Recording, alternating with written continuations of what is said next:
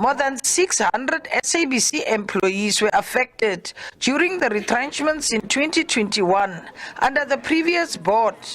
Speculation has resurfaced that the SABC may embark on another Section 189 process. However, this has been rejected.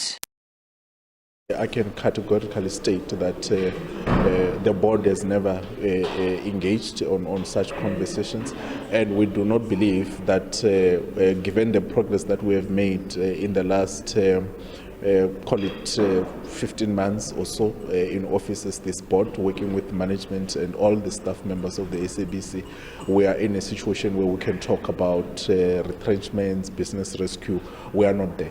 And our commitment to the SABC employees and stakeholders, including the viewers and the listeners of the radio, the SABC, is that we are committed to making the SABC work, which is why I said earlier that the strategy that will be presented to the portfolio committee next week will be a very bold strategy which seeks to say we can extract value out of the current assets. We believe the government must come in, I must keep emphasizing this point, to fund the public service mandate, but we believe that with what we have, we can strive to have our heads above the water and not have to retrench anyone or to even face the risk of going under business rescue.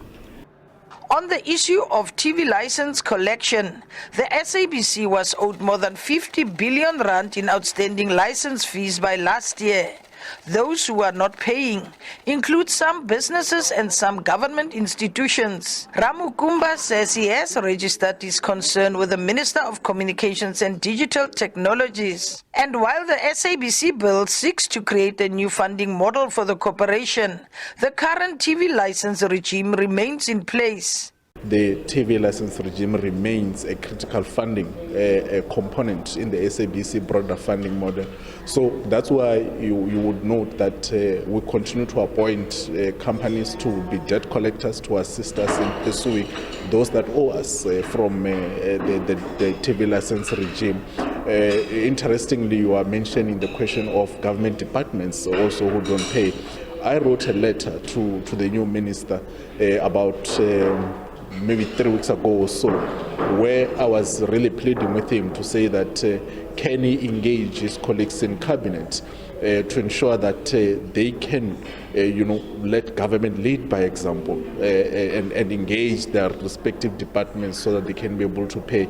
And one of the key priorities that we have said to the debt collectors that we have brought on board is that they must pursue big business before they even focus more attention to individuals.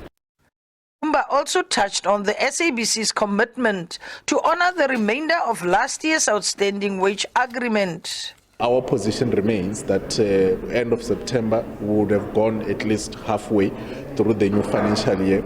Let's sit around the table, let's look at the progress that had been made so that we can then see how do we take care of this critical asset of the SABC, because our position is that there is no SABC without its employees. So the employees of the SABC remains its greatest asset, and we would want to create an environment which is conducive for the workers of the SABC. From the board perspective, and I believe I speak also on behalf of management, the commitment remains that we aim to take care of this great asset that I speak about, and we will not shortchange workers, and we aim to act, not just speak, but to also act in demonstration of the value that we place on our staff members. So I think let's wait for the numbers. The board is expected back in Parliament on Tuesday next week, when it will be presenting its corporate plan to the Communications and Digital Technologies Committee. Mercedes Besant, SABC News, Somerset West.